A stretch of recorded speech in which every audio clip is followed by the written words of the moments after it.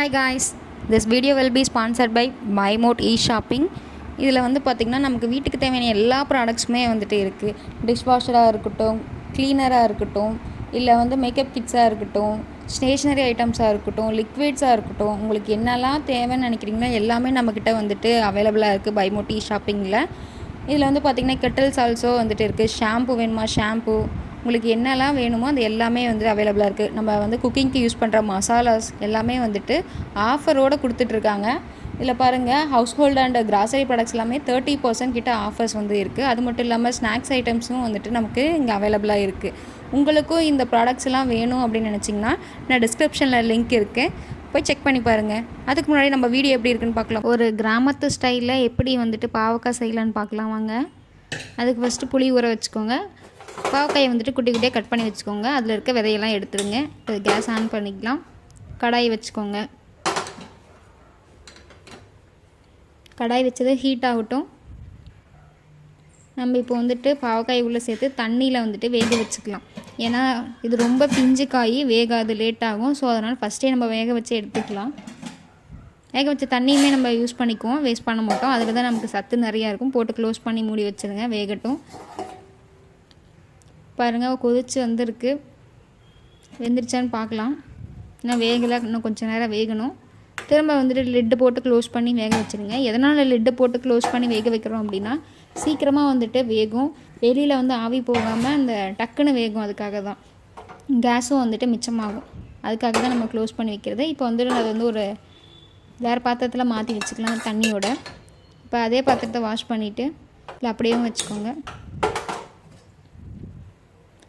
அடுப்பை ஆன் பண்ணி அந்த கடாயை வச்சு திரும்ப ஹீட் பண்ணுங்கள். இப்போ ஆயில் வந்து ஆட் பண்ணிக்கலாம். ஆயில் ஆட் பண்ணதுக்கப்புறம் கடுகு கொஞ்சம் போட்டுக்கோங்க. கடுகு பொரிஞ்சதும் சீரகம், வரமிளகா, கருவேப்பிலை அதையும் ஆட் பண்ணிக்கோங்க. நான் வந்து பூண்டை வந்து தட்டி வச்சுருக்கேன், அதை சேர்த்துக்கோங்க. வெங்காயத்தையுமே தட்டி வச்சுருக்கேன். இதுக்கு தட்டி போட்டால் தான் வந்து டேஸ்ட் கொடுக்கும். ஸோ அதனால் தட்டி போட்டுக்கோங்க. நல்லா வணக்குங்க. கொஞ்சமாக வந்து பெருங்காயத்தூள் ஆட் பண்ணிக்கோங்க. குட்டி குட்டியாக தக்காளி, ஒரு தக்காளி கட் பண்ணியிருக்கேன், அதையும் வந்துட்டு ஆட் பண்ணி நல்லா மிக்ஸ் பண்ணிக்கோங்க. நல்லா கலந்து விடுங்க, பச்சை வாசனை போகிற அளவுக்கு.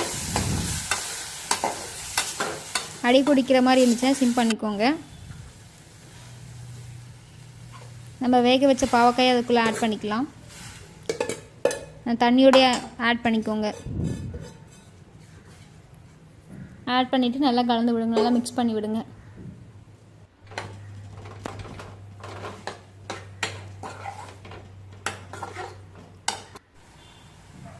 மஞ்சள் தூள், கொஞ்சமாக மிளகாய் தூள் போட்டு நல்லா மிக்ஸ் பண்ணி விடுங்க.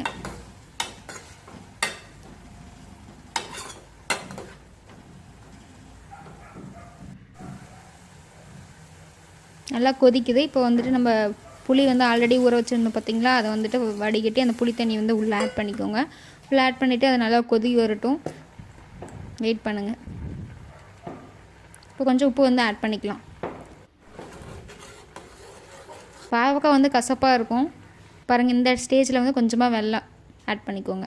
கொஞ்சம் வந்துட்டு டேஸ்ட் அந்த கசப்பு தன்மை வந்து கொஞ்சம் இது பண்ணும். சர்க்கரை போட்டிங்கன்னா நல்லா இருக்காது, வெல்லம் போட்டால் தான் நல்லாயிருக்கும்.